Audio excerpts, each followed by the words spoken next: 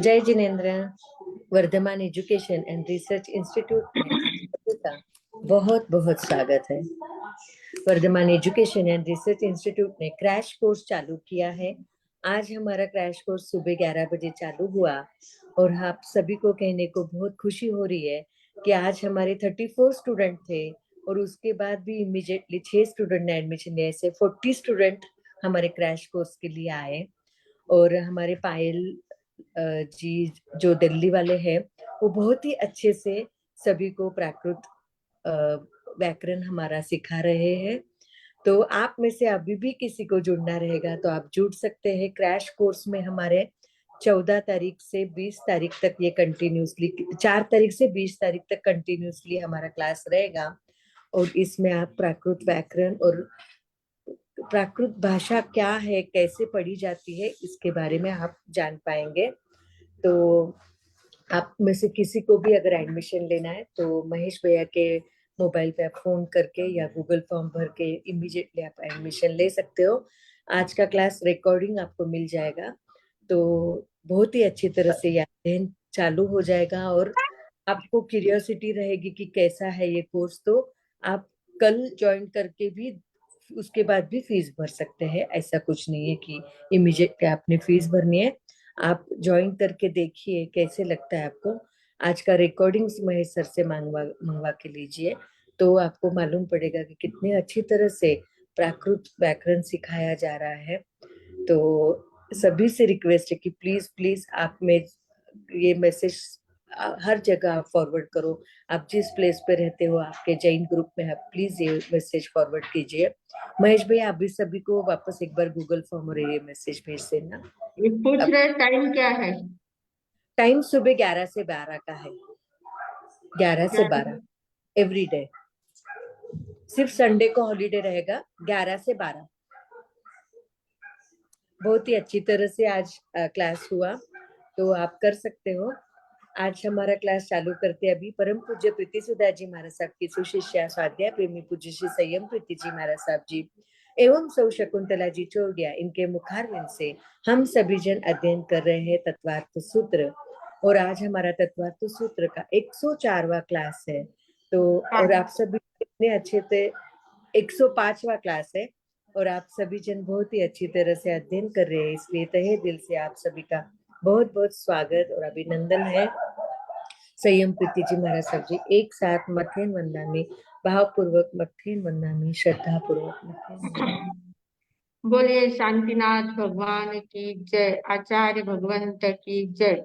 नमो अरिहंताणं नमो सिद्धाणं नमो आयर्याणं नमो वत्सायाणं नमो लोये सवसाहूणम् एषो पञ्चनमुक्कारो सव पावपनाशनो मंगलान् च सव्येसिं परमं हवहि मंगलम् परमं हवहि मंगलम्। श्रीविंदर स्वामी महाराज आपकी आज्ञा, भगवान आपकी आज्ञा, गुरु गोविंद जी महाराज आपकी आज्ञा। तत्वार्थ सूत्र के 90 अध्ययन का अर्थ करने की आज्ञा चाहते हैं। मोक्ष मार्गस्य नेतारं भेत्तारं कर्म भूभृतां ज्ञातारं विश्वतत्त्वानां वंदे तद्गुण लब्धये। परम आदरणीय, परम वंदनीय, परम पूजनीय 24 तीर्थंकर भगवान, पंच परमेश्वरी भगवान तथा ज्ञानी, ध्यानी, त्यागी, तपस्वी समस्त ऊर्जा महापुरुषों के चरणों में भावपूर्वक वंदन। यहाँ पर आराध्य गुरुदेव पूज्य श्री आचार्य भगवान तख्ती जी महाराज साहब, पूज्य श्री माता जी महाराज साहब के चरणों में भावपूर्वक वंदन। संस्कार भारती वाणीभूषण पूज्य श्री प्रीति सुधा जी महाराज साहब, पूज्य श्री अरुण प्रभा जी महाराज साहब के चरणों में भावपूर्वक वंदन। यहाँ उपस्थित सभी धर्म प्रेमी, श्रद्धावान, जिज्ञासु भाइयों तथा सुशील बहनों, हम लोगों ने पिछले सप्ताह में देखा था, ध्यान के प्रकार देखे थे और ध्यान के प्रकार में चौथा जो शुक्ल ध्यान है, शुक्ल ध्यान के भेद भी हमने देखे थे। मतलब चारों ध्यानों के 4-4 भेद देखे थे। उसमें शुक्ल ध्यान के जो भेद देखे थे उसमें पृथकत्व, एकत्व, वितर्क, सूक्ष्म क्रिया प्रतिपादि, मतलब कौन से भेद देखे थे? हाँ, पृथक्त्व वितर्क सविचार। पृथक्त्व वितर्क सविचार, एक ये भेद देखा था। दूसरा था एकत्व वितर्क अविचार, फिर सूक्ष्म क्रिया अप्रतिपाती और विपरीत समुच्चीन क्रिया निवृत्ति। इस प्रकार हमने चार भेद देखे थे। तो उन चार भेदों में वितर्क का अर्थ क्या है, विचार का अर्थ क्या होता है, ये सभी बातें हमें एक एक ध्यान में लेना है। तो उसके लिए कहा है कि आगे का जो 45वां सूत्र है, हमने 44 सूत्र देख लिए थे, और 44 सूत्रों के बाद 45वां जो सूत्र आता है, 44वां सूत्र था हमारा अविचारम द्वितीयम। मतलब पहला जो भेद है पृथक्त्व वितर्क सविचार, उसमें विचार सहित बात ध्यान किया जाता है। और दूसरा भेद जो है एकत्व वितर्क अविचार, वो अविचार वाला है। तो इसमें कहा था अविचारम द्वितीयम, यानी दूसरा भेद जो है वो अविचार वाला है, उसमें विचार नहीं किया जाता है। एक स्थान पर एक ही पर्याय पर दृष्टि को स्थिर किया जाता है, या मन को स्थिर किया जाता है, उसके ऊपर चिंतन मनन नहीं होता है, वो दूसरे प्रकार का ध्यान होता है। तो अब इसमें वितर्क शब्द दोनों इसमें आया है, तो वितर्क का अर्थ क्या है, ये 45वें सूत्र में कहा है। वितर्क श्रुतम, वितर्क का अर्थ क्या होता है, श्रुत ज्ञान। क्योंकि हम जब ध्यान करते हैं, ये शुक्ल ध्यान की जब चरण आगे चढ़ते हैं, तो उसमें उनको श्रुत ज्ञान की आवश्यकता होती है। द्रव्य के बारे में चिंतन करना है, द्रव्य की पर्याय के बारे में चिंतन करना है, विविध पर्याय के बारे में चिंतन करना है, तो ज्ञान होगा तभी चिंतन किया जा सकता है। तो इसलिए श्रुत ज्ञान की वहां आवश्यकता होती है। तो वितर्क का अर्थ है श्रुत ज्ञान। और ये श्रुत ज्ञान किनको होता है, जो पूर्वधर होते हैं उनका, मतलब उनको श्रुत केवली भी हम कहते हैं। 14 पूर्वों पर धारी जो होते हैं, 14 पूर्वों का ज्ञान जिनको होता है, उनको श्रुत केवली भी कहा जाता है। हम चौथी जो वंदना होती है उपाध्याय की, उसमें कहते हैं जिन नहीं पण जिन सरीखे, केवली नहीं पण केवली सरीखे। मतलब क्या अर्थ होता है इसका, कि जिन्हें जिन जिन नहीं है, सर्वज्ञता प्राप्त नहीं हुई है, पूर्ण कषाय उनकी वितरागता प्राप्त नहीं हुई है, पर जिन सरीखे है, जिनेश्वर भगवान के जैसे वो होते हैं, केवली नहीं पर केवली के जैसे होते हैं। मतलब उनका ज्ञान इतना होता है, श्रुत ज्ञान इतना विस्तृत होता है, उनका 14 पूर्व का पूरा ज्ञान होता है, इसलिए वो केवल श्रुत केवली कहा जाता है। श्रुत ज्ञान में केवली के केवल ज्ञानी के बराबर का उनका ज्ञान हो जाता है, इसलिए उनको श्रुत केवली कहते हैं। तो वे जो श्रुत केवली होते हैं, क्योंकि ये शुक्ल ध्यान जो है वो 8वें गुणस्थान से आगे होता है। जब श्रेणी चढ़ी जाती है, तो श्रेणी शपक श्रेणी है या उपशम श्रेणी है, वो श्रेणी चढ़ते समय ये ज्ञान उनका चालू होता है, ये चिंतन उनका चालू होता है।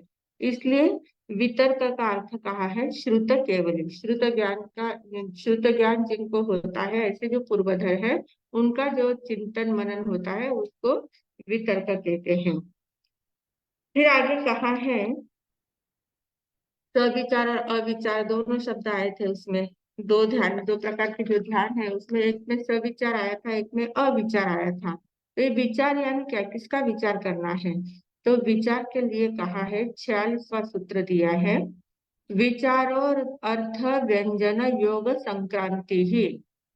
अब ये बहुत सुंदर उन्होंने परिभाषा की है विचार की, कि विचार किसे कहते हैं। विचार यानी अर्थ, व्यंजन और योग, इन तीनों की संक्रांति होती है। संक्रांति होना यानी परिवर्तन होना। अब अर्थ यानी क्या होता है, अर्थ का अर्थ होता है पर्याय, द्रव्य या पर्याय। अर्थ यानी पदार्थ यानी द्रव्य, तो द्रव्य को अर्थ कहा जाता है। तो अर्थ का, अर्थ के ऊपर चिंतन करना, मतलब अर्थ जो द्रव्य जो होते हैं, 6 द्रव्य है हमारे, तो 6 द्रव्य में पहले जीव द्रव्य के बारे में चिंतन चल रहा था, पर चिंतन करते करते एकदम साथ ध्यान में आया कि पुद्गल द्रव्य के साथ जीव का द्रव्य का संयोग आता है, तो फिर पुद्गल द्रव्य के बारे में चिंतन शुरू हो गया। तो मतलब एक अर्थ से लेकर दूसरे अर्थ पर उनका परिवर्तन हो जाता है, संक्रमण हो जाता है, तो उसको कहते हैं अर्थ संक्रमण, अर्थ की संक्रांति होना। फिर दूसरा है व्यंजन संक्रमण। व्यंजन का अर्थ होता है शब्द, शब्द, एक शब्द का चिंतन करते करते, मतलब जब एक वाक्य का चिंतन कर रहे, जैसे तीर्थंकर परमात्मा का एक वत्थु सहावो धम्मो, इस शब्द पर चिंतन करने लग जाते हैं। तो धर्म के बारे में चिंतन करते हैं। चिंतन हालांकि हम शब्दों के द्वारा ही करते हैं, विचार जो भी करते हैं शब्दों के द्वारा ही विचार करते हैं। तो वत्थु सहाव धम्मो, ये शब्द लेकर इसके ऊपर चिंतन चालू हो गया। तो वो चिंतन करते करते धर्म का चिंतन कर रहे हैं। तो धर्म वत्थु सहाव धम्मो तो है, फिर दयामय धर्म है, अहिंसा परमो धर्म है, फिर धर्म की अलग अलग परिभाषाओं के ऊपर चिंतन शुरू हो जाता है।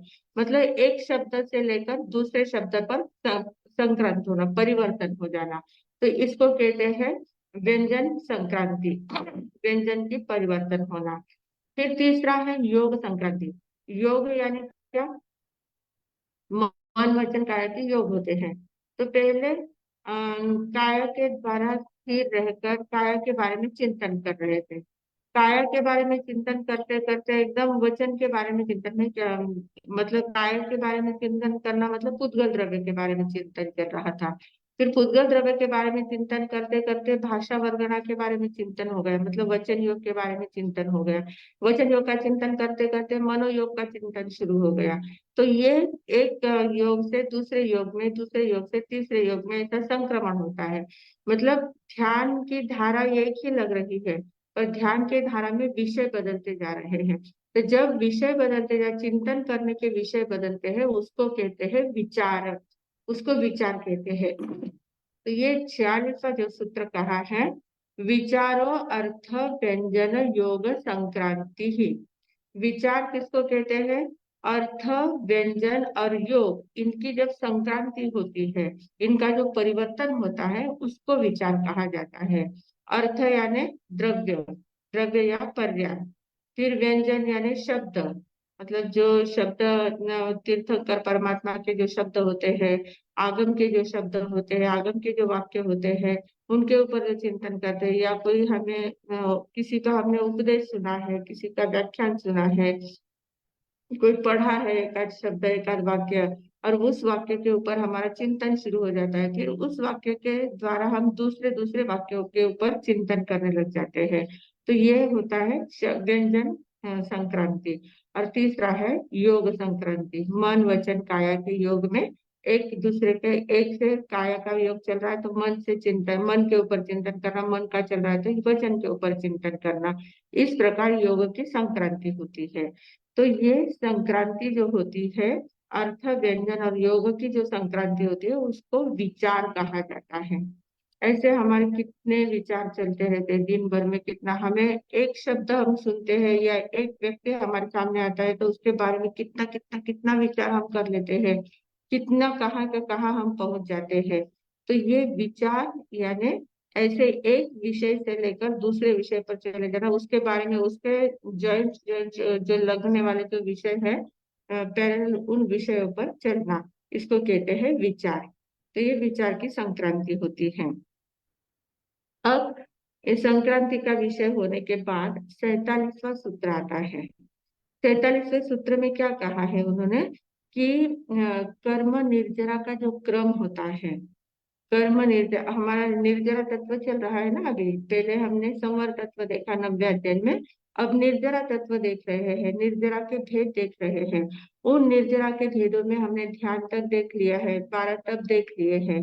अब 12 तप देखने के बाद ये जो तपश्चर्या में जो आगे आगे बढ़ते, साधक अवस्था में जो आगे आगे बढ़ रहे हैं, तो उनके साधक अवस्था में कौन कौन से, किन किन की निर्जरा कैसे कैसे होती, कौन कौन से साधक की निर्जरा कैसे कैसे निर्जरा करते हैं। मतलब साधकों की अवस्था अलग अलग होती है, और साधकों की जो अवस्था है वो हम गुणस्थान के हिसाब से देखते हैं। गुणस्थान, चौथे गुणस्थान से लेकर साधना शुरू होती है, और चौथे गुणस्थान से आगे 14वें गुणस्थान तक जब पहुंचते हैं, तो उनकी साधना जैसे जैसे होती जाती है, जैसे अंतर की शुद्धि होती जाती है, वैसे कर्मों की निर्जरा कैसे कैसे होती है, उसके बारे में ये 47वां सूत्र कहा है। तो 47वें सूत्र में क्या कहा? सम्यक दृष्टि श्रावक वीरता अनंत वियोजक दर्शन मोह क्षपकोपशम क्षम क्षपकोपशम कोप शांत मोह क्षपक क्षीण मोह जिनाहा क्रमशो संख्येय गुणा निर्जराः। मतलब गुण स्थान के हिसाब से ही ये बता रहे हैं कि कौन से गुण स्थान में कैसे कैसे निर्जरा होती है। सबसे पहले उन्होंने कहा सम्यक दृष्टि, मतलब निर्जरा जो होती है कर्मों की, वो चौथे गुण स्थान से ही आगे हम प्रयत्न पूर्वक सकाम निर्जरा जिसको कहते हैं, तो वो निर्जरा हमारे चौथे गुण स्थान से आगे ही शुरू होती है। अभी जो हमारी निर्जरा होती है वो मिथ्यात्व अवस्था में जो निर्जरा होती है वो अकाम निर्जरा होती है। इसमें सकाम निर्जरा नहीं हो सकती। क्यों नहीं हो सकती? क्योंकि सकाम निर्जरा कब होगी? जब आपका संवर व्यवस्थित होगा। संवर होगा तभी निर्जरा व्यवस्थित हो सकती है। संवर यानी आते हुए कर्मों को जब हम रोक देते हैं और वे कर्म पूरी तरह से रुक जाते हैं, वो दरवाजा पूरा बंद हो जाता है, तब अंदर का कचरा बाहर निकलता है।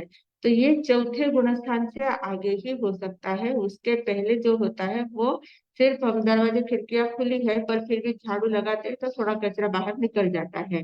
इस हिसाब से ऐसी निर्जरा हमारी होती है। पर वास्तविक निर्जरा जो होती है वो संवर के बाद ही निर्जरा होती है। तो चौथा जो गुणस्थान है सम्यक दृष्टि गुणस्थान, अविरति सम्यक दृष्टि गुणस्थान। व्रत प्रत्याख्यान नहीं लिए है पर सम्यक दर्शन प्राप्त हो गया है, दृष्टि सम्यक बन गई है, स्व पर का भेद ज्ञान हो गया है। तो स्व पर का भेद ज्ञान जब हो जाता है तो अपने आप अंतर की स्थिरता आ जाती है, और अंतर की स्थिरता आ गई तो संवर अपने आप हो जाता है। संवर हुआ तो निर्जरा होने लगती है। मतलब सम्यक दृष्टि जीव की निर्जरा शुरू हो जाती है, निर्जरा का क्रम वहां से शुरू हो जाता है। फिर सम्यक दृष्टि के आगे ये चौथा गुणस्थान हो गया है सम्यक दृष्टि का। फिर इसके आगे पांचवा गुणस्थान है श्रावक। श्रावक यानी देश विरति गुणस्थान, देश विरति सम्यक दृष्टि गुणस्थान। तो देश विरति यानी श्रावक के जो व्रत होते हैं, स्थूल का त्याग करते हैं, सूक्ष्म का खुला रखते हैं। सूक्ष्म बातें उनको, मतलब जैसे 6 गाय है, 6 गाय में से 10 गाय की ही वे पचकार ले सकते हैं। बाकी जो स्थावर काय जो है, पृथ्वी काय, आपका देवकाय, बालकाय, वनस्पति काय, इनकी सूक्ष्मता से वो एक इंद्रिय की बहुत सूक्ष्मता से नहीं ले सकते पचकान, तो उनकी छूट रखते हैं। तो इस प्रकार कुछ अंश में पचकान होते हैं, कुछ अंश में छूट रहती है, क्योंकि उनको गृहस्थ धर्म चलाना होता है। तो इसलिए इनको कहते हैं श्रावक, कहते हैं देश विरति श्रावक कहते हैं। तो जो बिल्कुल भी व्रत नहीं लेते, चौथे गुणस्थान वाले जो है वे, उनका पूरा खुला रहता है, व्रत नहीं लेते हैं, और सिर्फ सम्यक दर्शन उनको प्राप्त हो चुका है, तो उनकी तो कर्मों की निर्जरा शुरू हो जाती है। पर उसके आगे थोड़ी सी एक स्टेप आगे बढ़ जाती है। देश व्रती श्रावक जो है उनका अप्रत्याख्यानावरणीय कर्म का क्षयक्षम होने लग जाता है। चौथे गुणस्थान वाले का अनंतानुबंधी का क्षयक्षम होता है, अनंतानुबंधी कषाय का क्षयक्षम होता है। पांचवे गुणस्थान वाले का अप्रत्याख्यानावरणीय कर्म का क्षयक्षम होता जाता है। ये मोहनीय कर्म की प्रकृतियां है, हमने व्यवस्थित रूप से ये देखा हुआ है। तो इनकी, मतलब चौथे गुणस्थान की अपेक्षा पांचवे गुणस्थान वाले की असंख्या गुना ज्यादा निर्जरा होती है, उनकी उससे बहुत ज्यादा निर्जरा उनकी हो जाती है। जो व्रत प्रत्याख्यान लेते हैं उनकी कर्मों की निर्जरा और ज्यादा हो जाती है। फिर छठे पांचवे गुणस्थान से आगे विरति कहा है। विरति यानी छठा गुणस्थान। छठा गुणस्थान भले प्रमत्त संयत गुणस्थान है पर सर्व विरति है, सभी प्रकार के त्याग कर दिए। 6 जीवों की रक्षा करने का व्रत लिया है, पंच महाव्रतों को स्वीकार किया है। देश व्रतियों ने अणुव्रतों को स्वीकार किया था, सर्व विरतियों ने महाव्रतों को स्वीकार कर लिया है। मतलब ये सर्व विरति होने की वजह से प्रत्याख्यानावरणीय कर्मों का भी इनका क्षयक्षम हो जाता है, इसलिए इनकी निर्जरा उनसे असंख्यात गुना अधिक होती है। पांचवे से असंख्यात गुना अधिक छठे गुणस्थान वाले की निर्जरा होती है। फिर आगे कहा है अनंत वियोजक।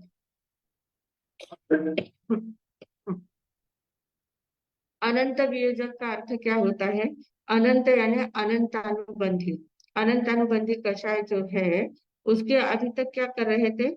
क्षयोपशम कर रहे थे। तो क्षयोपशम जो कर रहे थे, तो ये अनंत वियोजक जो अवस्था आती है, ये चौथे गुणस्थान से लेकर सातवें गुणस्थान तक आती है। और इसमें क्या होता है, अनंतानुबंधी जो कषाय है उस कषाय का क्षय करने की विशुद्धि होती जाती, मतलब उसमें जो क्षय क्षम था उसमें कुछ दबाए हुए थे, कुछ क्षय हुए थे कर्म, पूरी तरह से पूरे क्षय भी नहीं हुए थे, पूरी तरह से दबाए भी नहीं थे। कुछ क्षय होते हैं, कुछ दबाए होते हैं, उपशम होते हैं। पर ये अनंत वियोजक जो अवस्था आती है, ये साधु के आगे की अवस्था होती है। इसमें जो अनंतानुबंधी कषाय है उसको पूरा क्षय करने की तैयारी इनकी चालू होती है। पूरी तरह से उनको निकालने का प्रयास होता है, क्षय करने की विशुद्धि। अम, नौवा अध्ययन चल रहा है, नव्य अध्ययन का 47वां सूत्र है।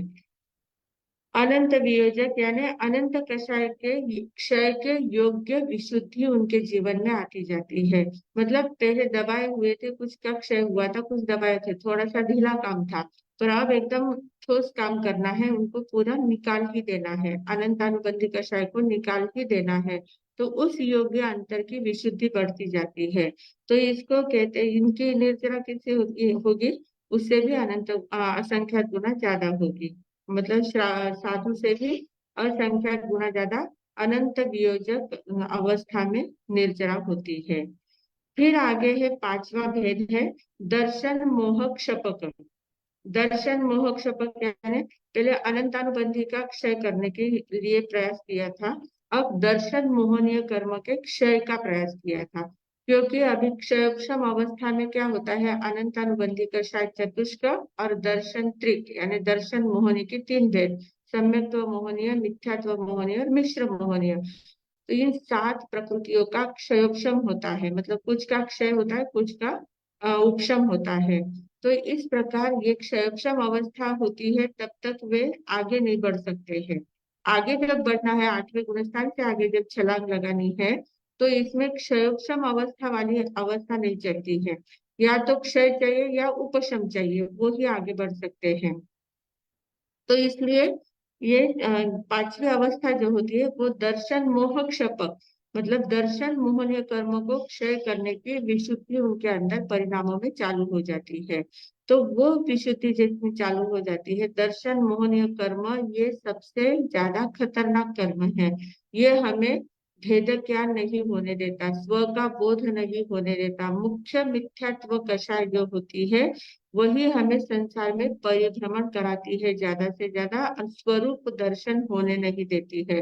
तो उसको जड़ से निकालने का काम पांचवी अवस्था में होता है, दर्शन मोह क्षपक, मतलब दर्शन मोहनीय का क्षय करने की योग्य विशुद्धि अंदर तैयार होती जाती, परिणामों में उतनी विशुद्धि होती जाती है।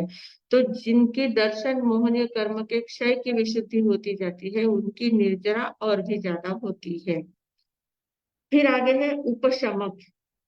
उपशमक ये आठवें गुणस्थान से लेकर 10वें गुणस्थान की अवस्था है। अब इसमें क्या होता है, हमने देखा था कि आठवें गुणस्थान से दो श्रेणियां चढ़ती है, एक शपक श्रेणी होती है, एक उपशम श्रेणी होती है। उपशम श्रेणी में क्या करते हैं, कर्मों को दबाते दबाते आगे बढ़ते हैं। मोहनीय कर्म जो है उनकी प्रकृतियों को नीचे दबाते रहते हैं, उनका उदय में नहीं आने देते, उनको दबा देते हैं पूरी तरह से, और ऊपर से एकदम विशुद्ध परिणाम रहते जाते हैं और वे आगे बढ़ते जाते हैं। तो वो उपशम श्रेणी वाले जो लोग होते हैं, उनकी जो अवस्था होती है वो आठवें गुणस्थान से लेकर 10वें गुणस्थान तक, तो इनकी भी कर्मों की निर्जरा असंख्यात गुना अधिक होती है। फिर ये 8वें से 10वें तक उपशम श्रेणी वाले जो चलते हैं, वो चलकर 11वें गुणस्थान में रुक जाते हैं। 11वां गुणस्थान है उपशांत मोहनीय गुणस्थान। तो 11वें गुणस्थान है पूर्णतः वो उपशम कर देते हैं, मोहनीय कर्म को पूरी तरह से नीचे दबा देते हैं। जैसे पानी में कचरा पूरी तरह से नीचे दब गया है, ऊपर का पानी एकदम स्वच्छ है और नीचे सारा कचरा बैठा हुआ है। तो जब तक नीचे पूरा कचरा बैठा है तब तक ऊपर का एकदम शुद्ध पानी चमक रहा है। तो ये शुद्ध अवस्था जो होती है, ये बहुत ज्यादा विशुद्धि अवस्था होती है, विशुद्धि की अवस्था होती है। परिणामों में पूरी तरह से शुद्धि उनकी होती है, वितराग अवस्था यहाँ आ जाती है। 11वें गुणस्थान में हमने देखा था वितराग छद्मस्त अवस्था के होती है, तो वितरागता की अवस्था वहां आ जाती है।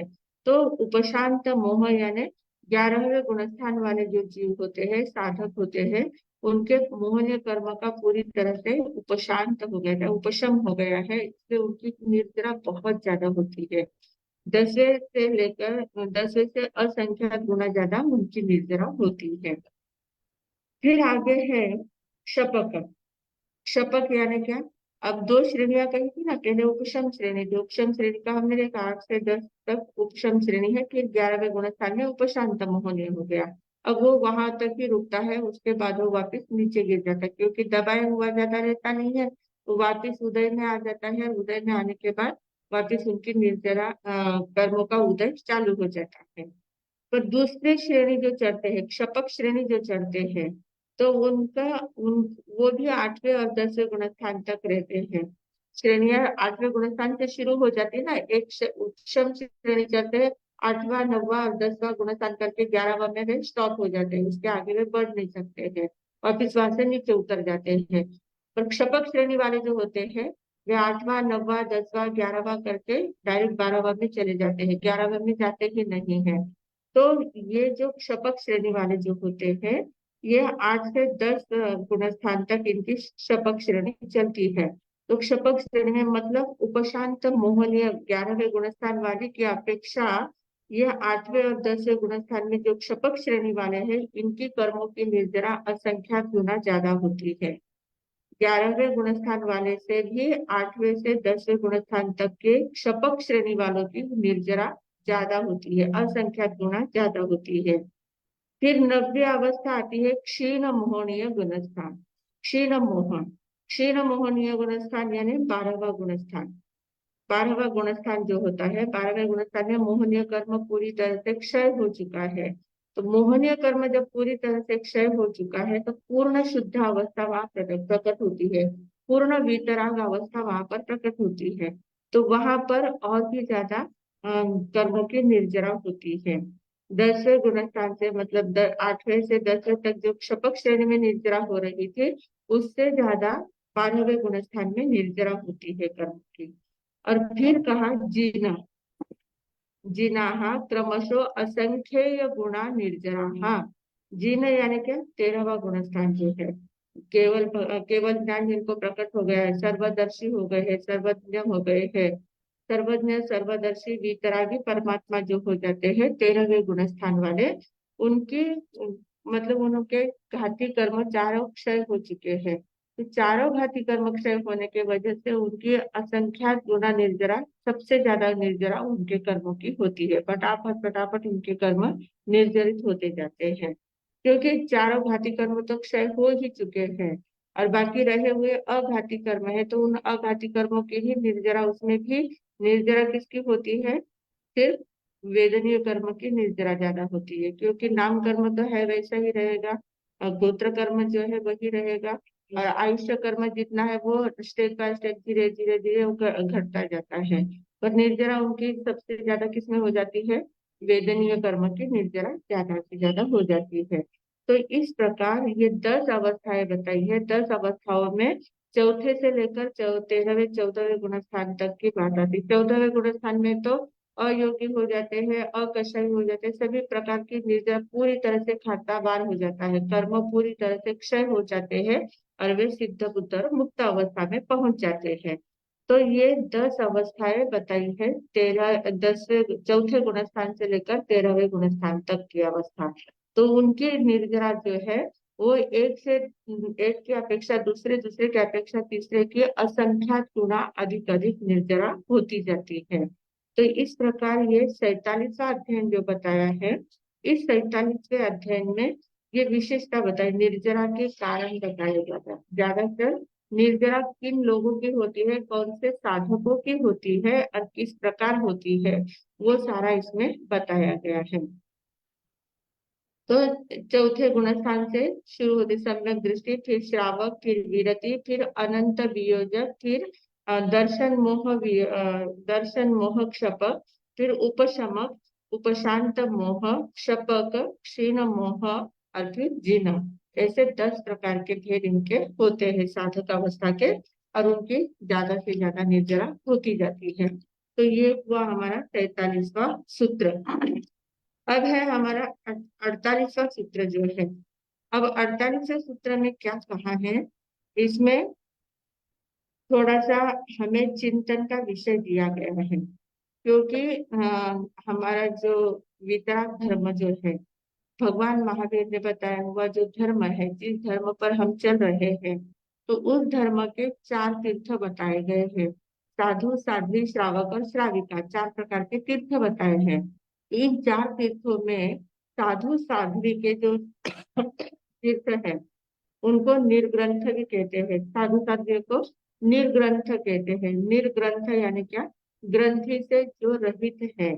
ग्रंथि यानी गांठ, जिनके अंदर किसी प्रकार की कोई गांठ नहीं है, राग द्वेष की गांठ नहीं है, तेरे मेरे की गांठ नहीं है, पर के साथ संबंध की आसक्ति की गांठ नहीं है, सभी प्रकार की गांठें जिनकी निकल जाती है, उनको निर्ग्रंथ कहा जाता है। तो ऐसे जो साधु समाज है, जो निर्ग्रंथ अवस्था में पहुंचे हुए हैं, उनके 5 प्रकार बताए हैं। उनमें भी सभी एक जैसे नहीं होते हैं। साधु साधक अवस्था उन्हें प्राप्त हो चुकी है, छठे सातवें गुणस्थान में आ जाते हैं, पर छठे सातवें गुणस्थान में आने वाले सभी एक जैसे नहीं होते हैं। सबके मन के परिणाम एक जैसे नहीं होते हैं, सबका आचरण एक जैसा नहीं होता है, सबके कर्मोदय एक जैसे नहीं होते हैं, कर्मों का उदय अलग अलग प्रकार से होता है, वातावरण उनको अलग अलग मिलता है, सबके ज्ञान का क्षयक्षम अलग अलग प्रकार का होता है, सभी के कर्मों के हिसाब से सभी का जीवन अलग अलग प्रकार से होता जाता है। तो ऐसे साधक अवस्था में है, निर्ग्रंथ अवस्था में है, साधु की अवस्था में है, और उनके भी भेद बताए गए हैं। तो मुख्यतः इनके 5 प्रकार के भेद बताए हैं। तो इन 5 प्रकार के भेदों में कैसे कौन से साधु कौन सी कैटेगरी में आते हैं वो बता रहे हैं। और इन 5 प्रकार के भेदों में पहले तीन जो प्रकार होते हैं, वे व्यवहार साधु होते हैं, व्यवहार निर्ग्रंथ होते हैं। व्यवहार निर्ग्रंथों के 3 प्रकार होते हैं, मतलब व्यवहार दृष्टि से पूरी तरह से वे निर्ग्रंथ है। सभी 5 महाव्रतों का पालन करना है, 5 समिति 3 मुक्ति का पालन करना है, सभी प्रकार के आचार विचारों का, अपने अपने आचार संहिता का बराबर पालन करना है। ये सारी बातें जो होती है वो व्यवहार निर्ग्रंथ कहा जाता है। तो व्यवहार निर्ग्रंथ के 3 प्रकार बताए हैं। और आगे के जो 2 भेद है वो निश्चय निर्ग्रंथ के हैं। निश्चय निर्ग्रंथ यानी क्या? जो अंतर से जिनकी सही में शुद्धि हो रही है, अंतर की भाव अवस्था जो है, भाव धारा जो है वो उत्कृष्ट उत्कृष्ट होती जा रही है, और कर्म निर्जरा के आगे आगे के स्थान पर वो जो पहुंच रहे हैं, मतलब 8वें गुण स्थान से आगे के जो होते हैं, उनको आगे के 2 गुणस्थान, 2 प्रकार के निर्ग्रंथ 8वें गुणस्थान से आगे होते हैं। और 2-3 प्रकार के जो निर्ग्रंथ होते हैं वे छठे सातवें गुणस्थान वाले होते हैं। तो वो कौन से हैं निर्ग्रंथ के प्रकार, ये हम देखते हैं। 48वां सूत्र है, कुलाक बकुश कुशील निर्ग्रंथ स्नातकाः निर्ग्रंथाः। निर्ग्रंथाः यानी निर्ग्रंथ के प्रकार बताए हैं। कौन से प्रकार है? कुलाक, सबसे पहले कुलाक, कुलाव नहीं, कुलाक, कुलाक होते हैं, कुलाक नाम के निर्ग्रंथ होते हैं। तो कुलाक मतलब क्या होता है? ये जो निर्ग्रंथ होते हैं, ये जो साधु होते हैं कुलाक अवस्था के, तो ये निर्ग्रंथ के जो मूल गुण उत्तर गुण होते हैं, साधु के लिए जो गुण बताए जाते हैं, मूल गुणों का पालन करना, मतलब 5 महाव्रत आदि का पालन करना, ये मूल गुण होते हैं। और उत्तर गुण जो होते हैं, 5 समिति 3 मुक्ति वगैरह का पालन करना। उत्तर गुण जो होते हैं वे परिस्थिति देखकर बदलते जाते हैं, और मूल गुण होते हैं जो आजीवन पर्यंत वैसे ही पालने होते हैं। तो जो मूल गुण है वो, और उत्तर गुण जो है, इन गुणों का व्यवस्थित रूप से पालन करते हैं। मूल गुण और निर्गुण नहीं, मूल गुण और उत्तर गुणों में पूरी पालने का पूरा प्रयास करते हैं, पूरी तरह से पाल नहीं पाते हैं, पूरी तरह से उनका परिपूर्ण रूप से उनका मूल गुण और उत्तर गुणों का पालन नहीं हो पाता है। पर फिर भी वे वितराग का जो धर्म है, वितराग परमात्मा के जो आगम है, उनकी जो वाणी है, उसका जो सिद्धांत है, उसके ऊपर एकदम डटे रहते हैं, उसके ऊपर एकदम पक्के रहते हैं, पक्के वितराग के ही शिष्य होते हैं। वितराग वाणी के धर्म से बिल्कुल भी विचलित नहीं होते। उनकी श्रद्धा बहुत ज्यादा होती है, शरीर से पूरा पालन नहीं होता है, सभी मूल गुण और उत्तर गुणों का पालन नहीं कर पाते हैं, पर श्रद्धा उनकी बहुत ज्यादा दृढ़ होती है। वे कुलाक निर्ग्रंथ कहे जाते हैं। मतलब मूल गुण उत्तर गुणों का पालन में पूर्णता नहीं आ पाती है, पर फिर भी भगवान की वाणी जो है, वितराग परमात्मा की जो वाणी है, सर्वज्ञ की वाणी है, उसके ऊपर दृढ़ श्रद्धा होती है और उनके सिद्धांतों का व्यवस्थित रूप से वे पालन करते जाते हैं। तो ये पुलाव निर्ग्रंथ कहे जाते हैं। दूसरे है बकुश निर्ग्रंथ। बकुश, बकुश का अर्थ क्या होता है? ये व्रतों का पालन तो बहुत व्यवस्थित करते हैं, मतलब अपनी कैपेसिटी से ज्यादा व्रतों का पालन करते जाते हैं, पर व्रतों का पालन करते करते इनके मन में क्या आता है?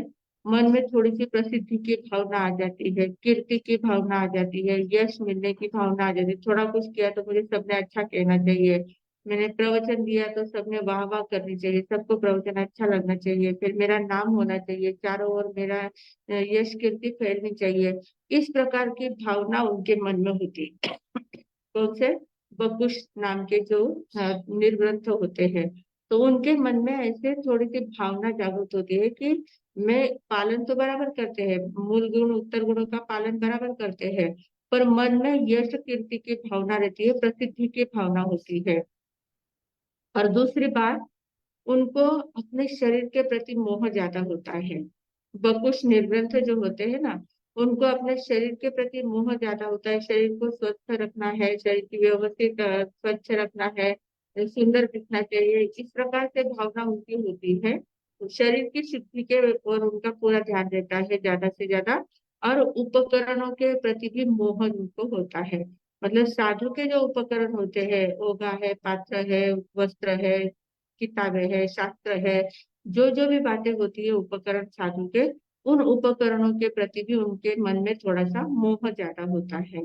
तो ये बकुश जाति के जो निर्ग्रंथ होते हैं, मूल गुण और उत्तर गुण, यानी मूल गुण का अर्थ है कि जो आजीवन तक जो नियम लिए जाते हैं वे आजीवन तक वैसे ही पालने होते हैं, उसको मूल गुण कहा जाता है। जैसे 5 महाव्रतों को स्वीकार किया, तो 5 महाव्रत स्वीकार किए तो वह तिविहम तिविहनम, मतलब 3 करण 3 योग से आजीवन तक पालना, उसको मूल गुण कहते हैं। और उत्तर गुण जो होते हैं वे परिस्थिति अनुसार बदलते जाते हैं। जैसे 5 समिति है, 3 गुप्ती है, तो इसमें क्या होता है? समिति में कैसा होता है? विवेक पूर्वक आचरण करना है, तो चलते समय चलना है, चलते समय कभी विहार करना होता है, कभी नहीं भी किया जाता है, कभी चातुर्मास में विहार नहीं करते हैं, चातुर्मास पूरा होने के बाद विहार करते हैं। फिर आहार पानी कभी लाना है, कभी नहीं भी लाते हैं, तपस्या है तो आहार पानी नहीं लाई जाती, गोचरी नहीं लाते हैं। बोलना, कभी बोल भी सकते, कभी नहीं भी बोल सकते हैं। तो इस प्रकार ये जो कभी जिसका उपयोग कभी होता है, कभी नहीं भी होता है, उनको उत्तर गुण कहा जाता है, और परिस्थिति के अनुसार बदलते जाते हैं। विहार में चर्या अलग होती है और स्थिर वास में चर्या अलग होती है। आहार पानी की चर्या, गोचरी पानी की चर्या की अलग अलग, जैसे द्रव्य क्षेत्र बदलता है वैसे गोचरी आहार पानी की भी चर्या बदलती जाती है। तो जो बदलते, जिनके नियमों में बदलाव आ सकता है उनको उत्तर गुण कहते हैं, और जिनके नियमों में बिल्कुल भी बदलाव नहीं लाया जा सकता वे उत्तर गुण, मूल गुण कहे जाते हैं। तो मूल गुण और उत्तर गुण, इसमें ये फर्क होता है। तो बकुश जाति के जो होते हैं वे मूल गुण और उत्तर गुण दोनों को व्यवस्थित रूप से पालन करते हैं, पर उनके मन में क्या होता है? यश की, प्रसिद्धि की, कीर्ति की थोड़ी सी भावना हो जाती है, और अपने शरीर और अपना जो उपकरण होते हैं उन उपकरणों के प्रति भी उनका मोह होता है। वे बकुश जाति के निर्ग्रंथ होते हैं। तीसरे है कुशील। कुशील जाति के निर्ग्रंथ। तो ये क्या होते हैं? मूल गुणों में तो दोष बिल्कुल भी नहीं लगाते हैं, मूल गुण जैसे वैसे ही बराबर पालन करते हैं, पर इंद्रियों के अधीन होकर थोड़ा सा उत्तर गुण में उनको दोष लग जाता है। थोड़े खाने पीने में दोष लग जाता है, आहार पानी में दोष लग जाता है, कहीं किसी के साथ बातें करने में लग गए हैं, थोड़ा सा इंटरटेनमेंट करने में लग जाते हैं, ऐसे थोड़ी सी बातों में उनका टाइम पास हो जाता है। तो उत्तर गुणों में वो थोड़ा बहुत दोष लगाते हैं, और कभी कभी कषाय से भी प्रेरित हो जाते हैं। उनको कषाय भी बहुत ज्यादा, कभी एकदम गुस्सा आ जाता है, किसी को कुछ कहा उसने नहीं सुना तो एकदम गुस्सा आ गया, गुस्से में थोड़ा सा किसी का अपमान कर दिया, इस प्रकार से दोष लगाते हैं। तो किसी का जोर से बोला हुआ, गुस्सा किया हुआ साधु संतों को नहीं चलता है, पर उनके द्वारा अगर हो जाता है तो वो कुशील कहा जाता है, कुशील निर्ग्रंथ कहा जाता है। फिर चौथी श्रेणी आती है निर्ग्रंथ। निर्ग्रंथ ही उनकी श्रेणी है। उसमें आता है इनके अंदर निर्ग्रंथ, किसी प्रकार की राग द्वेष की गांठ रहती ही नहीं है, मतलब ये अकषाय अवस्था में पहुंचते हैं।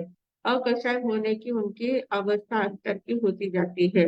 मतलब ये ऐसे श्रेणी चढ़ने वाले जो होते हैं, 8वीं श्रेणी से आगे जो चढ़ने वाले होते हैं, और क्षपक श्रेणी चढ़ने वाले विशेष रूप से, क्षपक श्रेणी चढ़ने वाले जो होते हैं वे निर्ग्रंथ कहे जाते हैं। और वे अंतर मुहूर्त के अंदर केवल ज्ञान को प्राप्त भी कर लेते हैं, कैवल्य तक वो पहुंच जाते हैं। तो ऐसी अवस्था वाले जो निर्ग्रंथ होते हैं उनको निर्ग्रंथ कहा जाता है, वे सच्चे निर्ग्रंथ होते हैं। और फिर 5वीं अवस्था है स्नातक। स्नातक यानी क्या? जिन्होंने केवल ज्ञान प्राप्त कर लिया है, जिनेश्वर भगवान जो हो गए, 13वें गुण स्थान में जो पहुंच गए हैं, वे स्नातक कहे जाते हैं। तो ऐसे स्नातक की अवस्था, सर्वज्ञ केवली भगवान की अवस्था 5वें निर्ग्रंथ की होती है। वे भी होते निर्ग्रंथ ही है, पर उनको स्नातक कहा जाता है, स्नातक।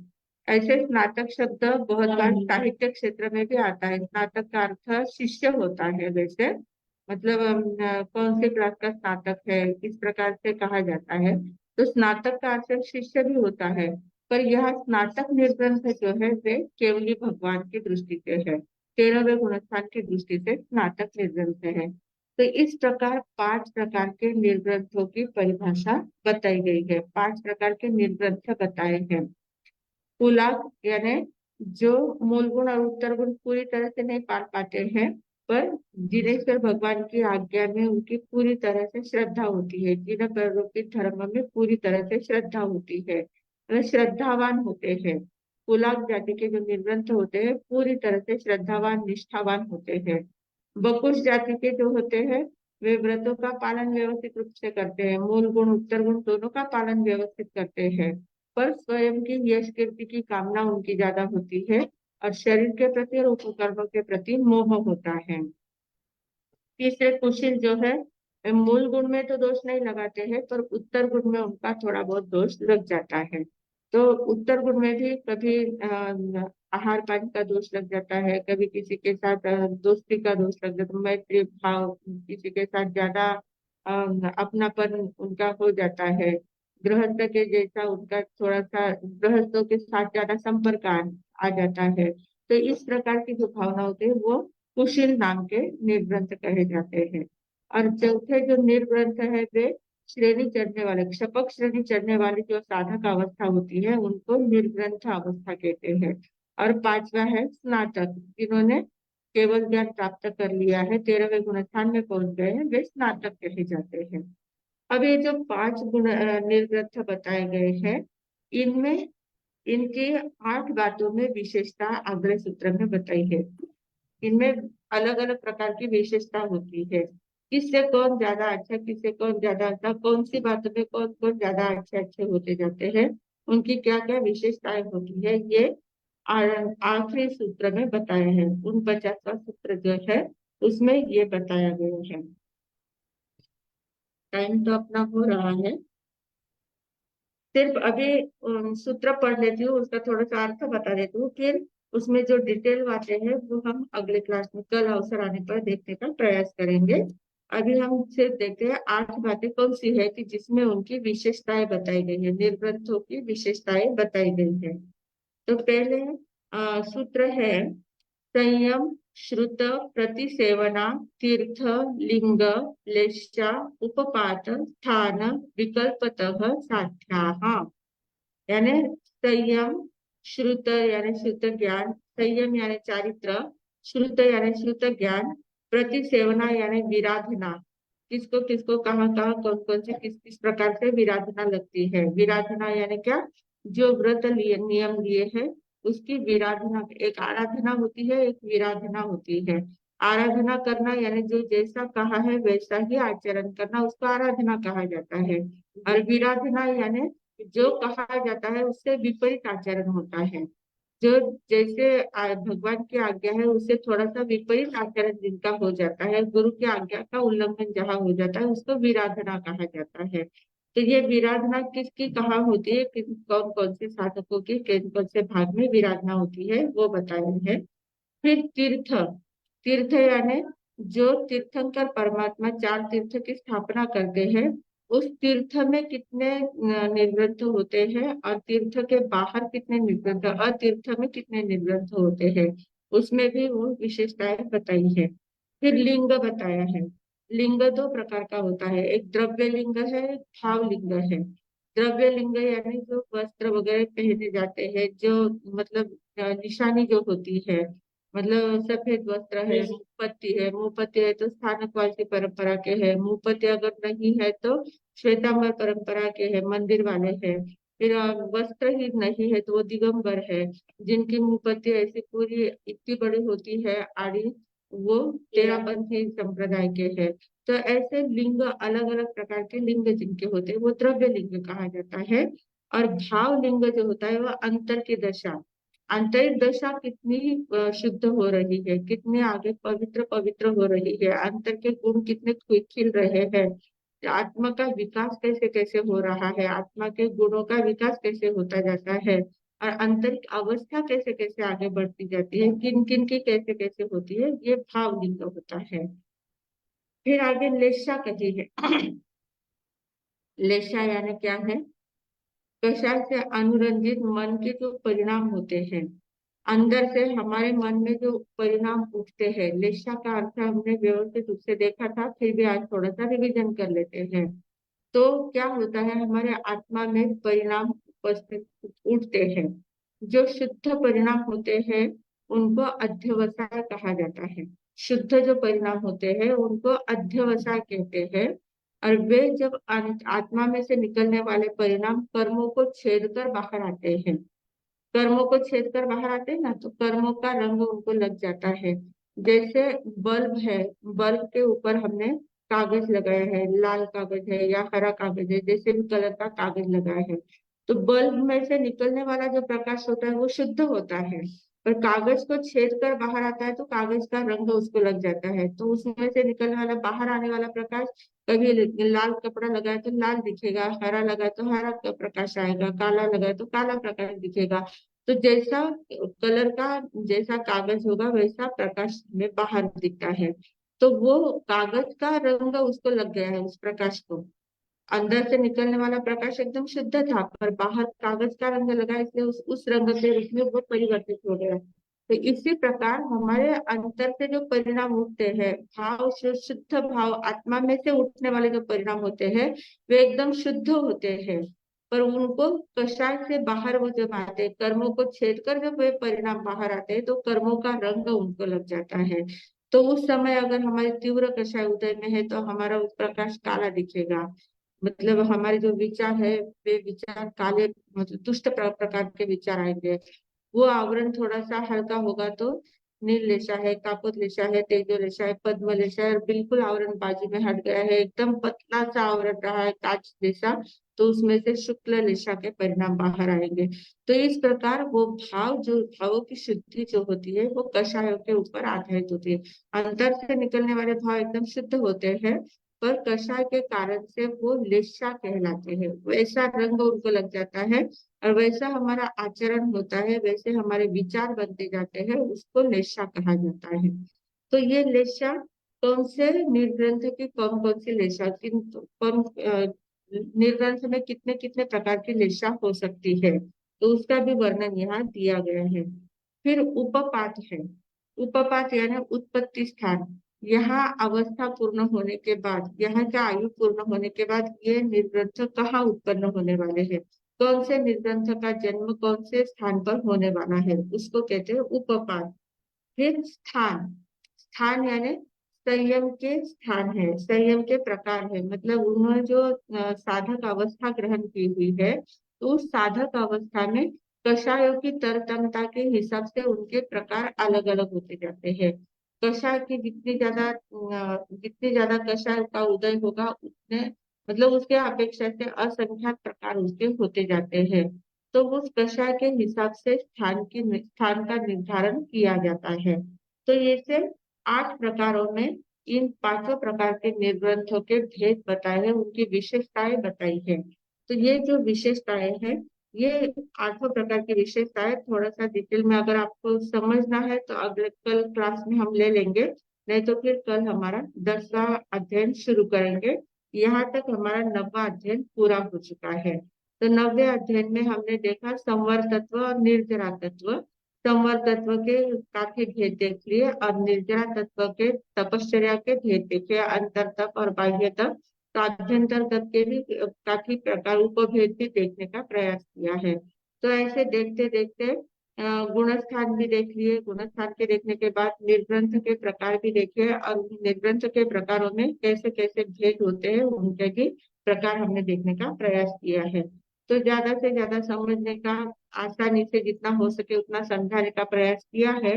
फिर भी किसी को थोड़ा बहुत कुछ कठिन लगा हो, कुछ नहीं समझा हो, तो वो अपना प्रश्न पूछ सकते हैं। समाधान जितना हो सके उतना देने के लिए तैयार है।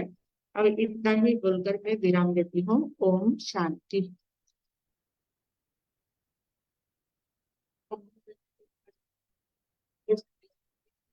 ठीक। हाँ।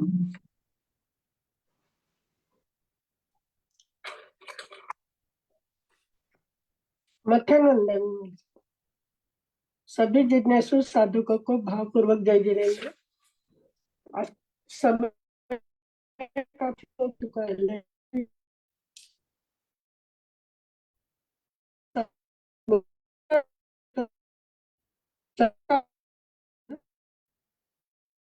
आवाज नहीं आ रही। आवाज नहीं आ रही? अभी आ रही। समय काफी हो चुका है, लेना है क्या? अभी क्या कल देखना, क्या करेंगे? विचार शुक्ल ध्यान का हम देख रहे थे, विचार से ध्यान और अविचार से ध्यान।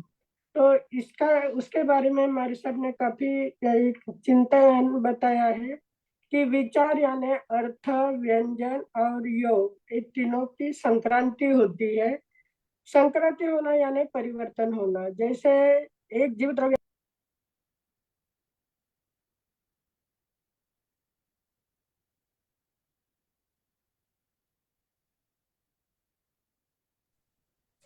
शायद इंटरनेट का प्रॉब्लम है क्या? नेट का प्रॉब्लम है शायद। चलेगा, अपन कल आवाज सुनेंगे। नहीं आ रही है ना? नहीं ना, चलेगा, दोनों कटे आवाज। ठीक है, कल देखेंगे। क्यों बोला?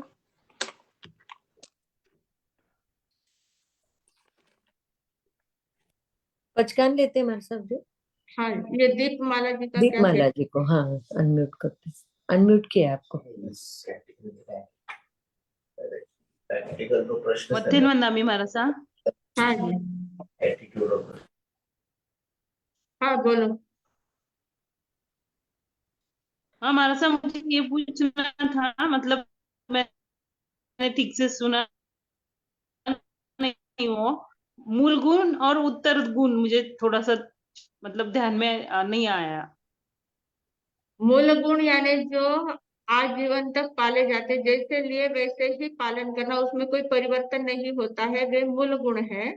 और उत्तर गुण यानी समयानुसार जिसमें परिवर्तन हो सकता है, कम ज्यादा प्रमाण में उसको पाला जाता है। जैसे समिति गुप्ती वगैरह होती है, वे अवसर के अनुसार पाली जाती है, उसको उत्तर गुण कहा जाता है।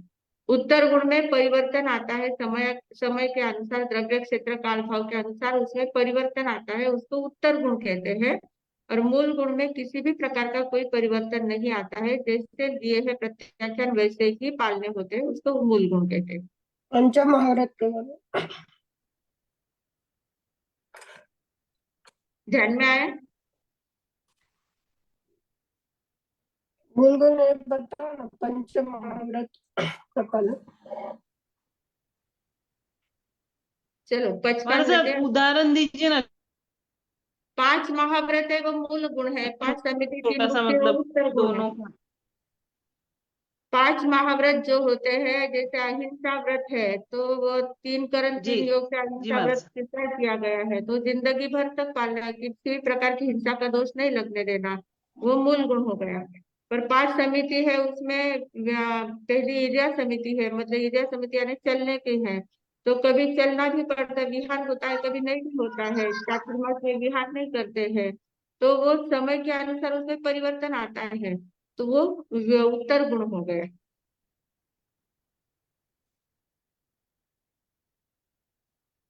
आया ध्यान में? इनका भी ब्रेक हो रहा है शायद।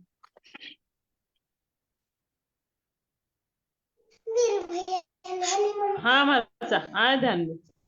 हाँ, धन्यवाद। पश्चिम पचकान। मंडल हाँ जी। ओम में। शांति शांति शांति। उगल हात जोडले उगल सूर्य नवकाशी पोरशी 1.5 पोरशी 2 पोरशी आपापल्या धारणाप्रमाणे उपस्थित पचकान अस्नम पानम थैमम थैमम अनथना भोगेनम सहस्ता गारणम सव समाधिवत्ती आगारणम ओसिरे ओसिरे ओसिरे। कल का व्यासना अगर किसी का है तो हाथ जोड़ ले। ओम शांति शांति शांति उगलसिरे व्यासनारा 2 टक उपरांत दिवसना 3 रातना 24 पचकान अनथना भोगेनम सहस्ता गारणम सव समाधिवत्ती आगारणम ओसिरे ओसिरे ओसिरे। कल का एकासना। ओम शांति शांति शांति उगलसिरे एकासनारा 1 टक उपरांत दिवसना 3 रातना 24 पचकान अनंतरा भोगनम सहस्रा गारणम सव समाधिवत्ती गारणम ओसिरे ओसिरे ओसिरे। तपस्या करने वालों को धन्यवाद। अब मंगल पाठ। ओम शांति शांति शांति गुरुदेव की आज्ञा से चत्तारी मंगलम अर्यंता मंगलम सिद्धा मंगलम साहु मंगलम केवली पंडितो धम्मो मंगलम चत्तारी लघुत्तमा अर्यंता लघुत्तमा सिद्धा लघुत्तमा साहु लघुत्तमा केवली पंडितो धम्मो लघुत्तमो चत्तारी शरणम पवज्जामि अरिहंते शरणम पवज्जामि सिद्धे शरणम पवज्जामि साहु शरणम पवज्जामि केवली पन्नतम धम्मम शरणम पवज्जामि। 4 मंगल 4 उत्तम 4 शरणा दुख हरणा सुख करना वरण शरणा कोई जो भवि प्राणी आदरे तो अक्षय अमृत। बोले भगवान महावीर स्वामी की जय। आचार्य भगवत की जय। माता जी महाराज साहब की जय। वाणी भूषण पूज्य श्री प्रीति सुधा जी महाराज साहब की जय। सब साधु संतन की जय। आज के आनंद की जय। परम पूज्य संयम प्रीति जी महाराज साहब जी को बहुत बहुत धन्यवाद। आभार आभार आभार। अब हम मिलेंगे कल रात बराबर 8:30 बजे। सभी को शुभ रात्रि।